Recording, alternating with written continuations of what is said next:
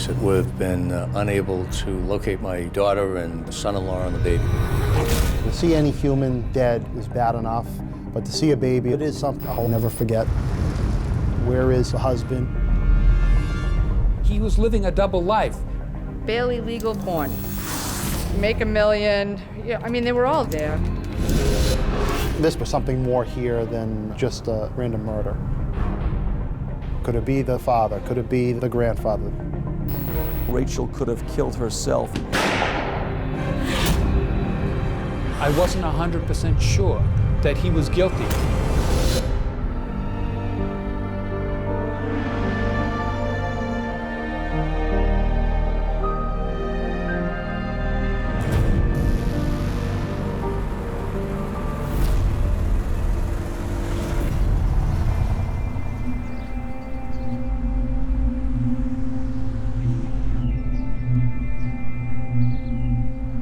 Hopkinton, Massachusetts, an icy winter's evening. Joanna Gately waits anxiously for the police outside the house of her friends, Rachel and Neil Entwistle. She had been invited there for dinner, but it appeared no one was home. No one was answering the door anyhow. You got your call. You think your neighbors? Joanna Gately was Rachel's best friend. She knew that Rachel was expecting her. It wasn't like her to be irresponsible. Hello? Anybody home? Her main concern was that it's very unlike Rachel to have missed that dinner engagement and to have forgotten. Rachel and Neil have a 9-month-old baby. Where could they have gone? Joanna had talked to Rachel's mom, and Rachel's mom hadn't heard from her either, and that was even more unusual. Rachel's parents, Joe and Priscilla Matarazzo, are certain something's happened to their daughter. Rachel and her mother were unbelievably close. It was the first time, and as long as Priscilla could remember, that she didn't talk to her daughter all day. And she had tried to call repeatedly and got no answer. The lights were on inside. You could hear the dog barking. So it appeared either someone might be in there or someone may have just left. My initial feeling was that they had forgotten about the dinner engagement. You know, they have a baby. They might have went to the hospital or something. Maybe the baby is ill and they have to go to the hospital. Or in a worst case scenario, it's the winter time during heating season. There might be a carbon monoxide problem in the house. Sergeant Sutton decides to break in to check no one needs help. Let me just try this, all right? I was able to open the lock on the front door with the credit card. Hello? Anybody here?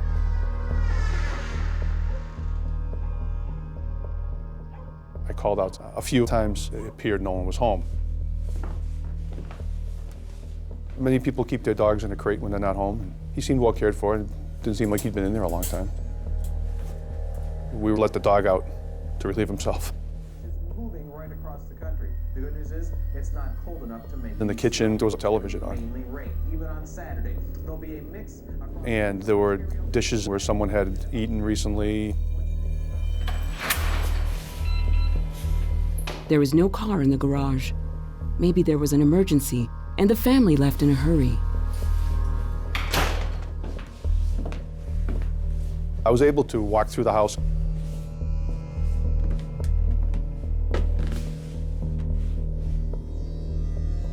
The bedroom looked unkempt. The bed wasn't made. There was a thick comforter, and it was sort of pushed up. Nothing out of the ordinary. I told Joanna, it looks like they went out. And then we left.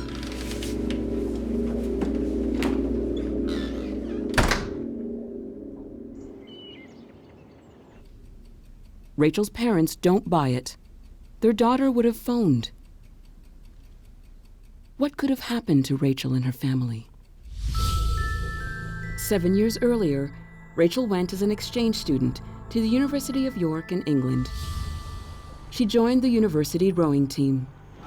That's where she met Neil Entwistle. Rachel really thought that she had met her Prince Charming.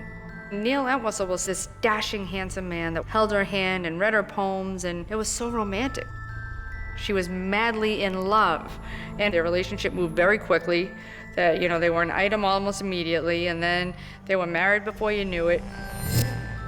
2 years later, Rachel gives birth to Lilian Rose, and the couple decide to move to the U.S. Rachel wanted to raise her child around her family back here in Massachusetts. Her parents, Joe and Priscilla Matarazzo, welcomed them in with open arms. And the family loved them. Everyone seemed blissfully happy. Rachel set up a website, Neil and Rachel, and she was constantly updating people on how perfect her life was and how beautiful her baby was and how handsome her husband was. After 4 months with Rachel's parents, they move into their dream house in upscale Hopkinton. But now, all three are missing.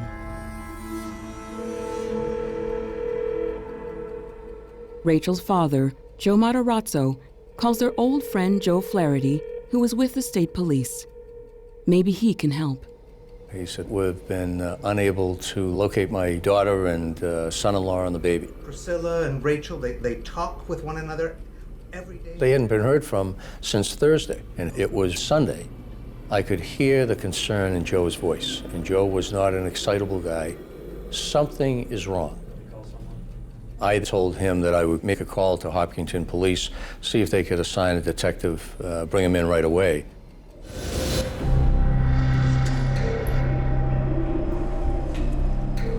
The family's opinion at this point was that it's more serious than that they just forgot a dinner engagement. You better get back to our house. It had been another 24 hours. No one had heard from them. Yeah, very, very concerned. They checked hospitals, they made their own calls, they were calling the police constantly to see if there were any updates and if anyone had heard from the family or had heard from Neil or located the vehicle. Detectives check with hospitals and police stations, but there's no sign of the missing family. Detective Van Ralton and I wanted to go back to the house to try to determine where they had gone so we could contact them and find out their status, their well-being. The neighbors had the garage door code, so we just went in through the garage door. There was still no car in the garage.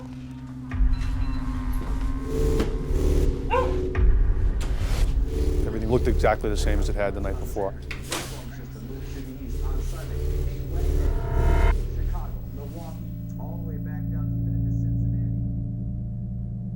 Everything was still in boxes. The dog was still in his crate. Something was definitely wrong. And then both Detective Van Ralton and I noticed an odor, like dirty diapers, that wasn't there the night before. So we followed our noses up to the second floor, where it was stronger still.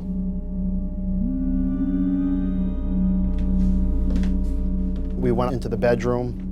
Maybe there was some other evidence, either like a plane ticket or some receipt laying around that the guys didn't see the night before because they weren't looking for it.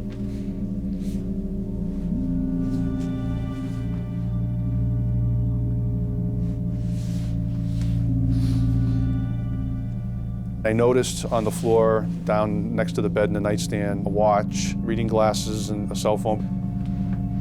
Things that a person would leave there when they get into bed. So I reached out and lifted up the comforter and looked.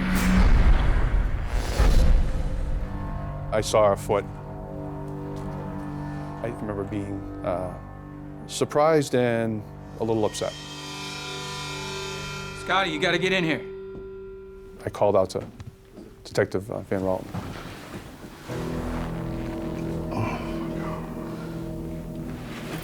The foot was a purplish color, essentially the typical signs of lividity. We went to the head of the bed, pulled the comforters back. Oh, man.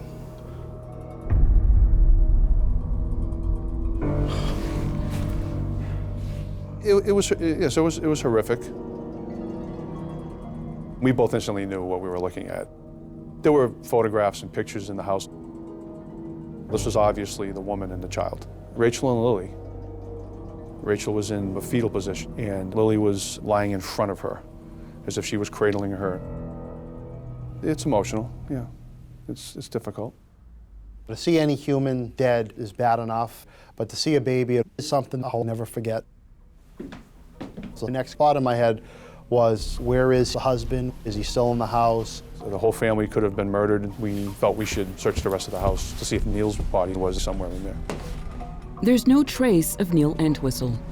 No clue as to what could have happened to him. When he finally turns up, he's somewhere no one would ever guess.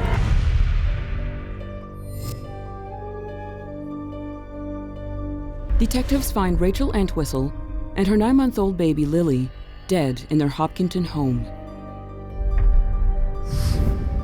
Husband and father Neil Entwistle has disappeared. There was no blood splatter on the wall. I didn't see any bullets. There was no other sign of a struggle. There was no sign of a break-in. There was no sign of theft. Valuable items were laying around, and none of which were touched. My initial reaction was either suffocation or poisoning, but we really had no idea.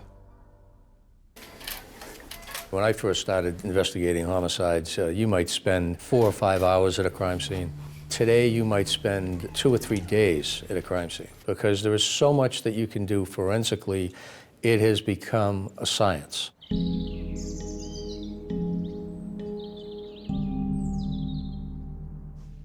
Hopkinton police gave Rachel's parents the horrific news. I'm afraid I have some bad news.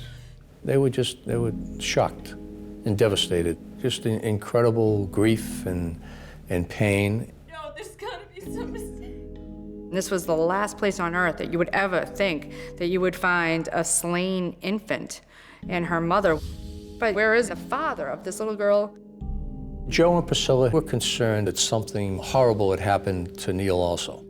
They didn't know if there was a home invasion and they kidnapped Neil and something bad had happened to him.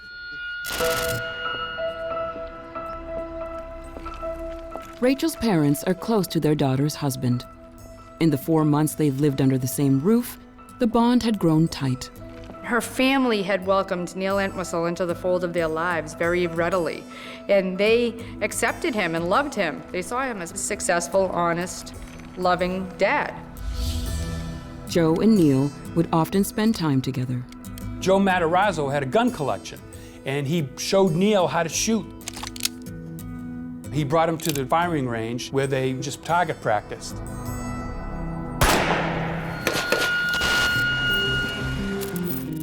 The missing persons case is now a murder investigation. The first job for detectives is to piece together Rachel and Lily's final movements and find the husband.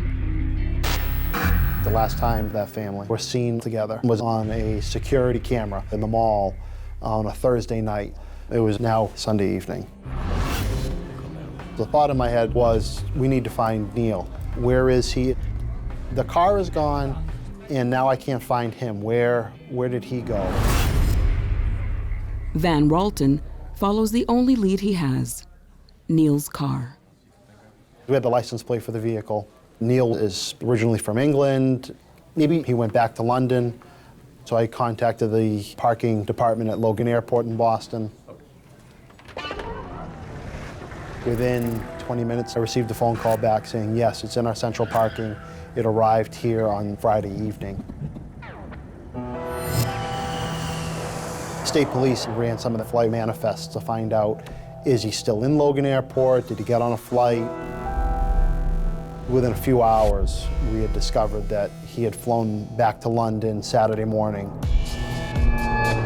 When they found his car at Logan Airport, I think people started to assume that maybe, just maybe, this Neil Entwistle character was up to no good. You don't jump to conclusions, but you certainly, as an investigator, are wondering, why do we have a mother and a daughter dead in their own home? And the husband and the father got on a plane alone with no luggage and headed back to London. We asked the Matarazzos, is there any reason for him to go to London? Did he have a business appointment? They had no knowledge of him having a scheduled trip to London. At that point, all my attention was directed at him. We need to talk to him because who would run? What is he running from? Where is he going?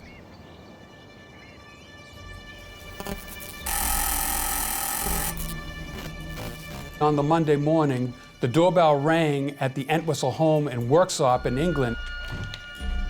Neil! He looked exhausted, like he hadn't slept in days. He's supposed to be in the States. His parents certainly don't want to see him back there without asking some questions. Neil, what the hell are you doing here? He told his parents something terrible has happened to Rachel and Lilian. They are both dead. His father must have said, "What happened? What do you mean you found your wife and kid dead?" Neil said that he went out that Friday morning. When he came back home, he found Rachel and Lilian dead in the bed. They had both been shot. He said that he called police, but after police arrived, he went to his in-laws and they weren't home. So he said he went back and found himself at Logan Airport, where he hopped on a plane back to England. His parents were just paralyzed. Their granddaughter and daughter-in-law are dead. But they didn't know what to do. Then Cliff pulled it together, called the police, and he took Neil's passport and handed it in to show that his son wasn't running away. His father then calls Joe Matarazzo in the US and tells him that Neil is with him. He puts Neil on the phone with his father-in-law. Neil tells Rachel's father that he is sorry. He doesn't know what happened, and he repeats what he told his own parents. I left in the morning. When I came back, I found them like that. They were both dead. Joe asked Neil, "Why did you run away? Why didn't you help? Why did he have a one-way ticket back to England?" He just couldn't understand his behavior. I'm sorry, I didn't know what to do. So he told Neil, "Call the police." Joe Matarazzo reported that phone call to us. As we were still processing the crime scene, Neil was at his parents' home. 44072. It's just unbelievable. Wow, he's in England. It's the number. Really? Yeah. He's at his parents'. I guess that doesn't look good.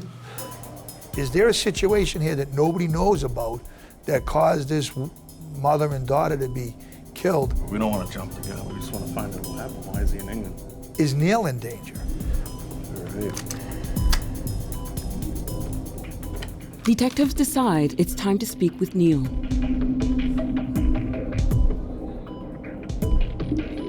Mr. Entwistle, it's Detective Bob Manning from Boston State Police. Would it be possible to speak with Neil? As an investigator, you're not judging.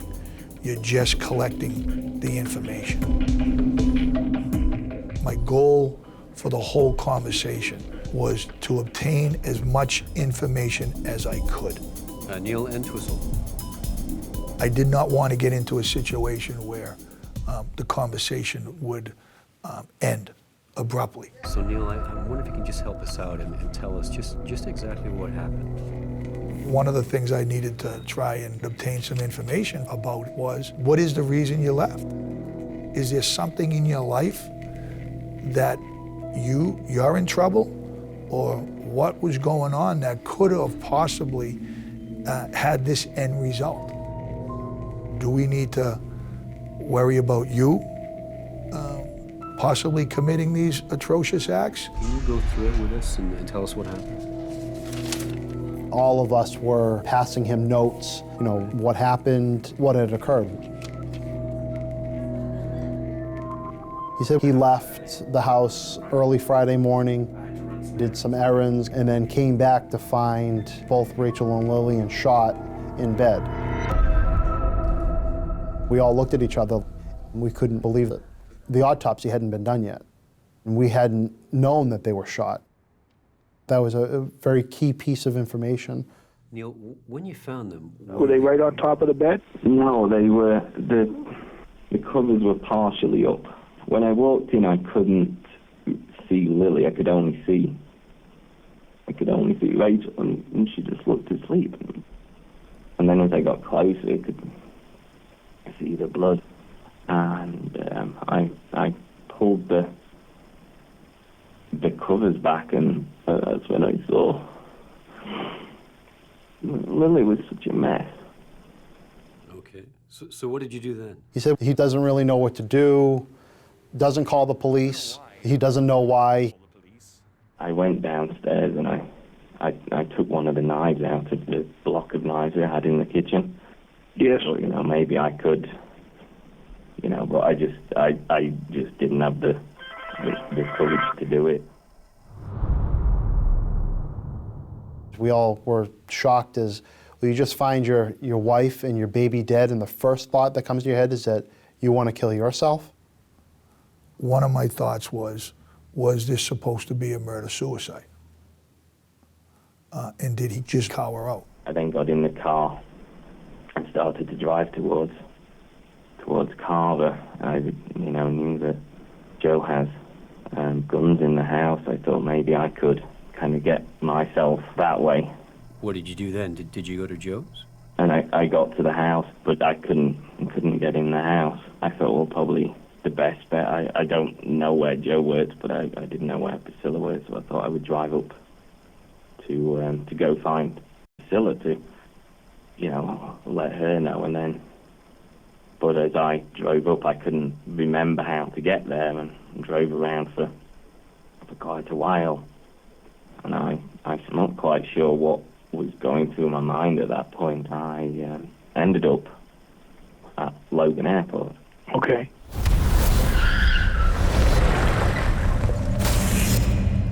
Why didn't you call us? I didn't know what to do. Are you in some kind of danger here? Is there something we need to be aware of? We're all thinking that Neil's comments on the phone, his actions, he's not acting like a grieving husband. Everything is very suspicious. I think Neil was his own worst enemy in this. The focus was so intensely on Neil Entwistle because he left. That, you know, certainly put him in the glare of suspicion.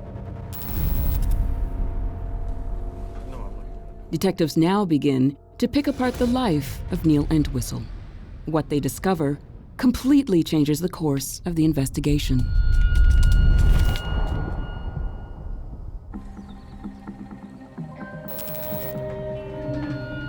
Neil Entwistle tells police that he found his wife and daughter dead when he got home. Something doesn't seem right about his story, so detectives start looking into the life of the charming Englishman, beginning with his computers. Neil and Rachel had just a life of their own online. You had pictures almost of everything they did. It seems that they were building the typical suburban life, beautiful house, beautiful wife, gorgeous baby. The two of them were living out this fantasy together. Digging deeper into the computer files, police experts uncover another, much darker side to Neil Entwistle, one that Rachel knew nothing about. Here's this guy who presents himself as impeccable, but he is not what he appears to be. He was living a double life online. His laptop reveals the deception begins soon after he and Rachel get married. 2 years after they were married, they had their first baby. Well, that changes the equation.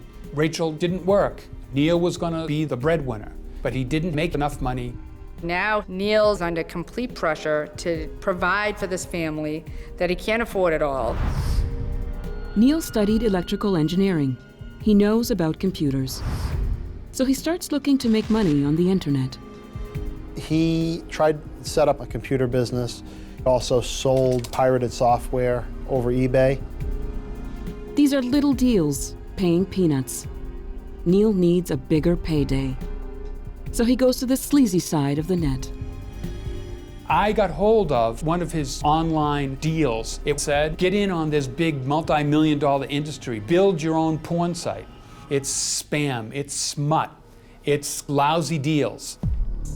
The other scam was barely legal porn. Make $1 million. He sold services and goods that he never delivered on. A lot of the eBay transactions that he had were fraudulent. They generated such negative reviews that eBay had shut him off. And sometimes he used his wife's account. So Rachel started to get these angry emails from people saying, you scammed us, you screwed us, we want our money back. She didn't know what exactly Neil was up to, but I think that she started to ask some questions. But Neil was suave and he could talk a good game. I think the two of them did whatever they needed to do to keep the illusion of their perfect suburban life together alive. Did any of these angry customers try to get their money back? That was one of the first possibilities that came out of this. Was it an angry customer on eBay who came gunning for the family? There were emails that were very threatening. These individuals could be responsible for causing harm to his family. Most of the aggressive emails come from England. Detectives need to investigate. We arrived in London, met with a team from Scotland Yard, and asked for their assistance in this investigation. While in London, the detectives also want to interview their main suspect. We had phone conversations with Neil with the help of the English authorities. We had a meeting set up in the embassy. But Neil went by his lawyer's office first, who'd said, don't step in the United States Embassy, it's American soil, and you can be arrested. Were we disappointed? Sure. Police hit another dead end. They tracked down the scam victims. They're angry, but not enough to kill. They would have to fly over, know where he lived, find his family, and then shoot a 9-month-old baby and his wife, and then never harm him when he was the one who actually was selling the pirated software. And there was no indication of any breaking into the house. It was quickly ruled out. The detectives return empty-handed, doubly frustrated, having been unable to talk to their prime suspect.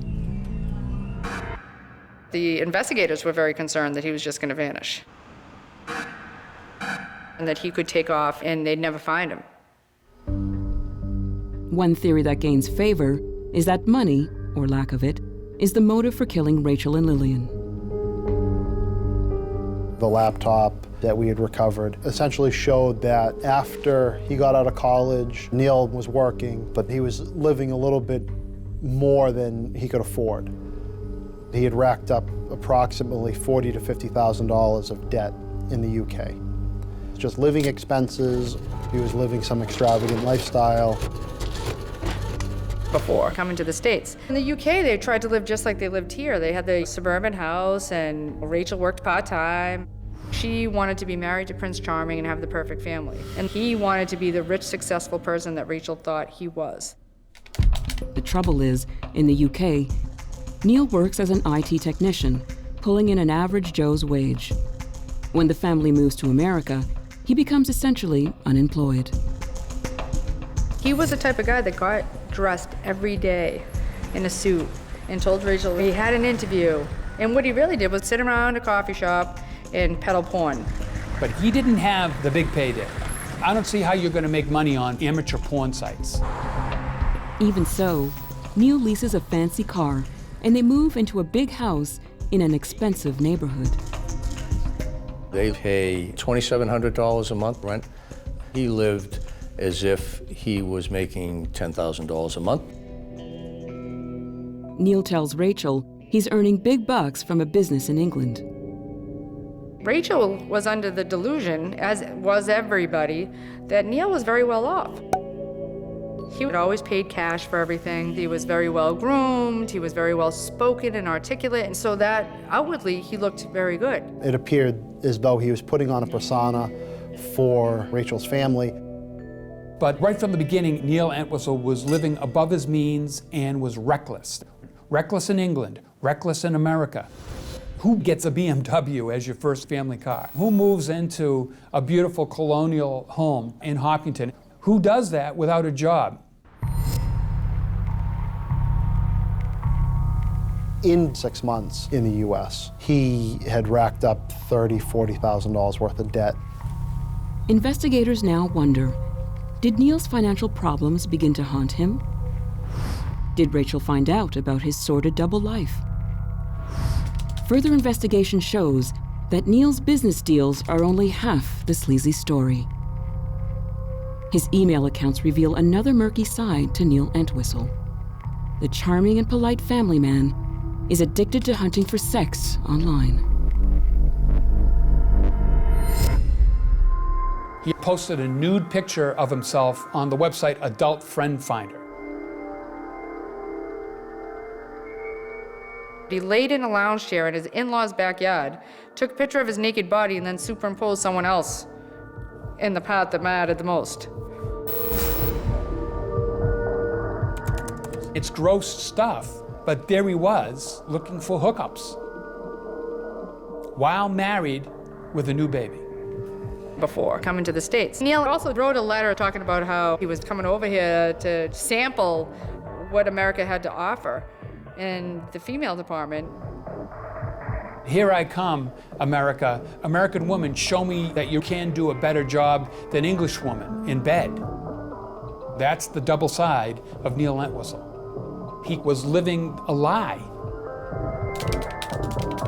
The bills built up, and it just became a mountain of debt. Neil's financial world was closing in on him. He was maxing out his credit cards. So he must have known that the end was near. Rachel started to ask questions, like, what the heck is going on here? It was fine to move into Hopkinton and you know, buy all this furniture on credit cards. It's another thing when the electric company is saying, hey, we're gonna shut off your electricity. The bills are coming in, the threats are coming in, and what is he gonna do now? Neil Entwistle was about to be unmasked for the con man and the fraud that he was. People were gonna find out that he was really just a loser. All of that just became too much for Neil Entwistle to take, and he snapped.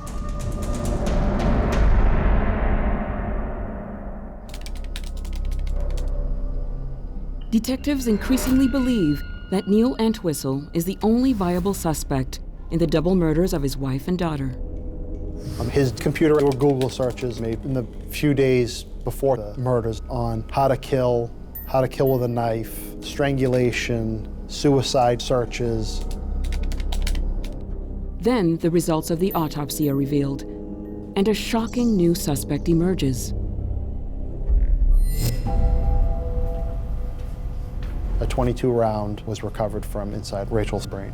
It had entered through the top of her head, just above the hairline. Another .22 round was discovered in Rachel's left breast. Lilian had been shot in the chest area.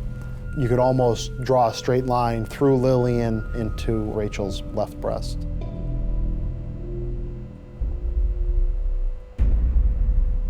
Neil's father-in-law, Joe Matarazzo, owns a few guns, and one of them is a .22 caliber.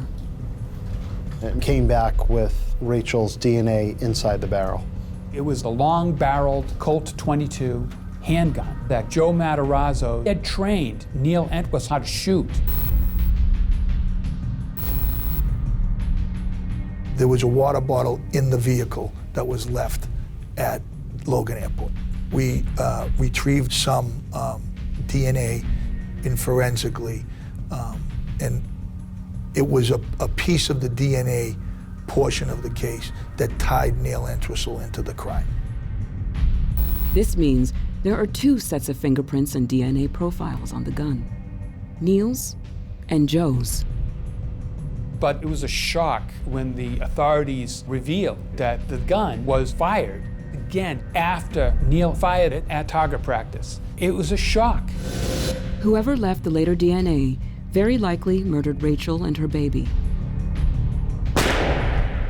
When experts reveal who it belongs to, the case is blown wide open. It was Joe Matarazzo's DNA on that weapon. It's an explosive discovery. Neil's father-in-law had fired the gun after Neil had used it at the range. The police actually thought it could be him. That was probably one of the most diabolical parts of the case. Of course, the media then said, oh, could it be the father? Could it be the grandfather that committed this? The headline, I'll never forget it, was "Sleigh Gun Shocker." I even received a call from England saying, is Joe Matarazzo the lead suspect now? It was shocking. It was shocking. Police bring in Joe Matarazzo for questioning. Joe met with the state police and told them, everything that he knew. He told them that the day after the murders, he took that gun unknowingly and went to the target practicing again. Some double-checking reveals he's telling the truth. Witnesses testify they saw him at the range. And the day his daughter and granddaughter were shot dead, he was working a 12-hour shift.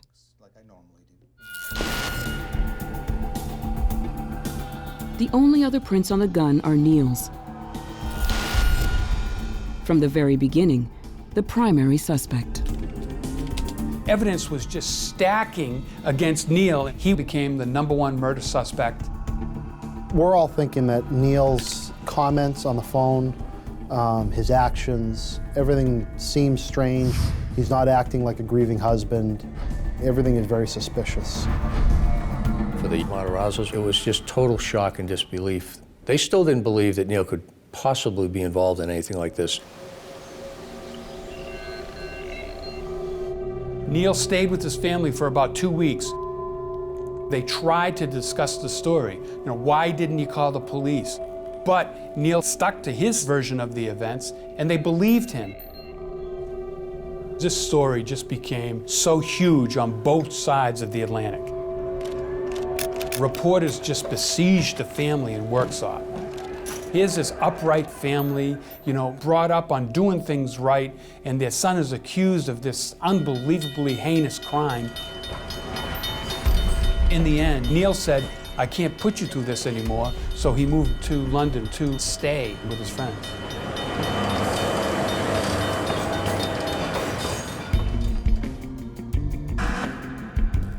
When the district attorney received confirmation that the DNA on the gun was Neil's, an arrest warrant was issued and forwarded to Scotland Yard. Neil was alerted that the police were coming to arrest him. He left where he was and jumped on the underground. Detectives monitoring his every move. So when he got on the underground, they got really concerned. And that's when they swooped in and finally grabbed him.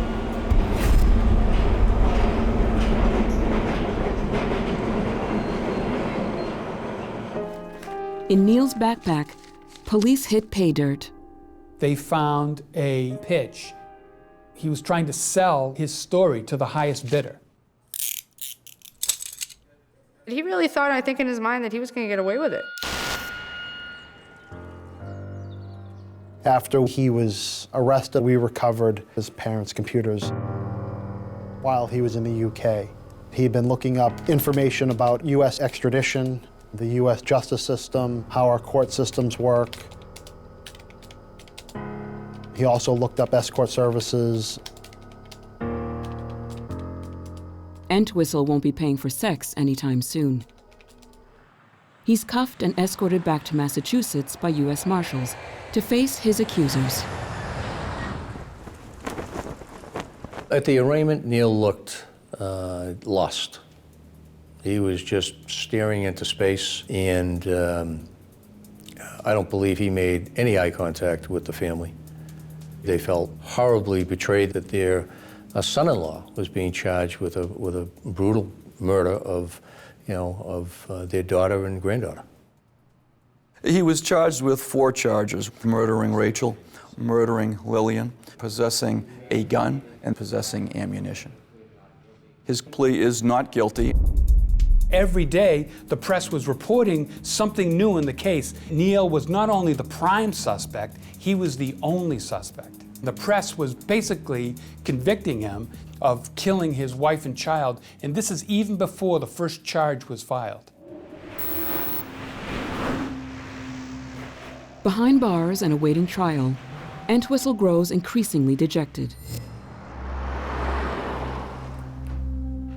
Letters to his parents in England suggest he's contemplating suicide, and for a while, he's transferred to a secure psychiatric hospital.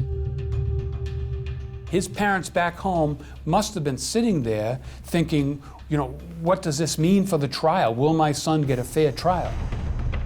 Finally, 2 years after his arrest, Neil Entwistle is led into court in Woburn, Massachusetts, where his defense team drop a bombshell. It was the most despicable thing I think I've ever witnessed somebody do in a courtroom. In June 2008, the trial of Neil Entwistle opens. After the prosecution lays out its case, the defense team dropped their bomb. The defense shockingly announced in court that Rachel was the one who pulled the trigger. First, she shot her little girl, and then she took her own life. That she was distraught, that the family was struggling, so she took her own life and she took the life of her baby. It was stunning. And then the medical examiner testifies that without a reasonable doubt, the baby is shot first, and then Rachel is shot second. In an incredible turnaround, the medical examiner's expert testimony appears to support Neil's defense that Rachel committed murder-suicide.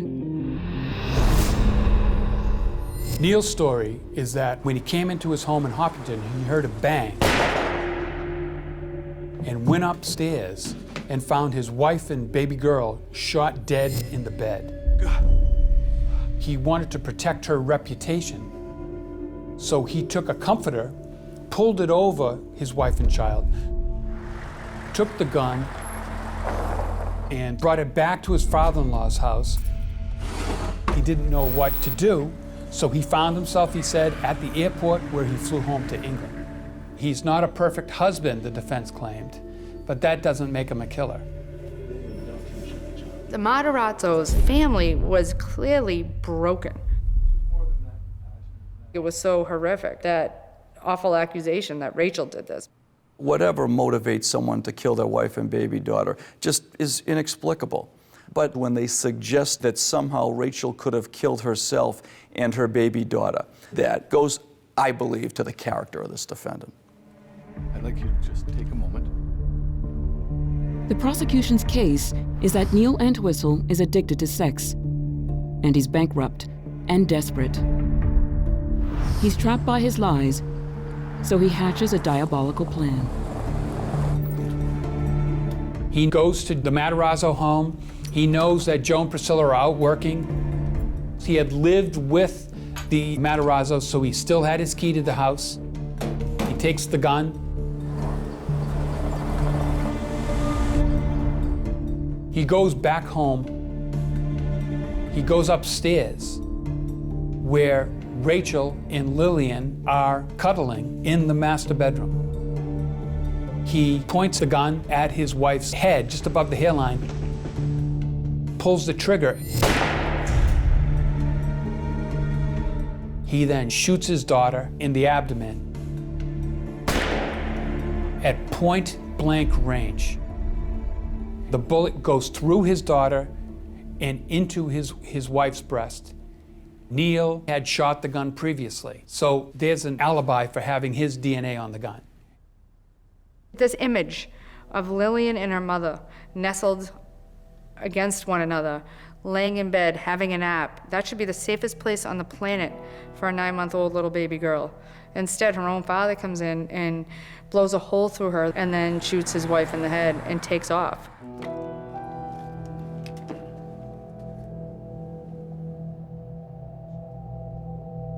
The prosecutor then demolishes the defense team's case. The prosecutor picked up the murder weapon and pointed it against his own head, saying, look how difficult it would be to shoot yourself in the head while you're wounded after you've shot your child. Everyone kind of looked at the defense attorney like, are you out of your mind? Did you really think any of us were going to buy that? Do you think we're stupid? They went through it, step by step to answer the question of, you're a loving father and husband, this is your wife and daughter, where is the 911 call? Where is the attempt to resuscitate them? Where is the attempt to get help for your loved ones? You don't do that. You drive to your in-laws' house 50 miles away, and then you drive another 50 miles to the airport. Never contact anybody, never say anything to anybody, and get on take a one-way ticket and go back to the UK, and not a word even after you get back to the UK. as to calling back home saying, this is what I found at my house, somebody should go investigate it. Tension is high when the jury retires. Will the handsome and charming Englishman be found guilty as charged, or walk free? He just was so aloof and cold throughout the whole thing. You had to wonder, like, I almost thought the guy was like schizophrenic. And it was at that point that I think everybody who knew anything about this case became convinced Neil Entwistle was in fact the killer. The verdict was guilty. Neil Entwistle was found guilty beyond a reasonable doubt of 2 counts of first-degree murder.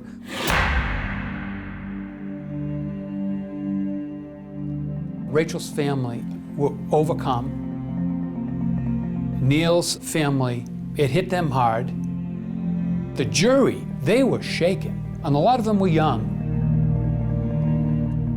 Neil Entwistle was such a sociopath. He was really able to convince everybody that he was successful, honest, loving dad. He was actually a monster, a duplicitous, deceitful, horrendous killer. And it was very emotional for everybody, except for Neil. He must have known it was coming. We disagree with the result that the jury reached. We disagree with their view of the evidence. And we believe that under a different environment, we would have reached a different result. We know that our son Neil is innocent, and we are devastated to learn that the evidence points to Rachel murdering our grandchild and then committing suicide. To this day, Neil's parents believe that the press, the DA, everybody convicted their son before trial. They felt it was a miscarriage of justice. They believe that Rachel committed the crime. To think that someone we loved, trusted, opened our home to, could do this to our daughter and granddaughter is beyond belief. None of us want to believe that a father could kill his baby daughter, kill his wife, but it happens. I've been in the business long enough, never come to a conclusion around how or why something like this happens. As somebody who has covered crime for 20 years, you're always looking for a motive. And I've really come to the conclusion that some people are just evil.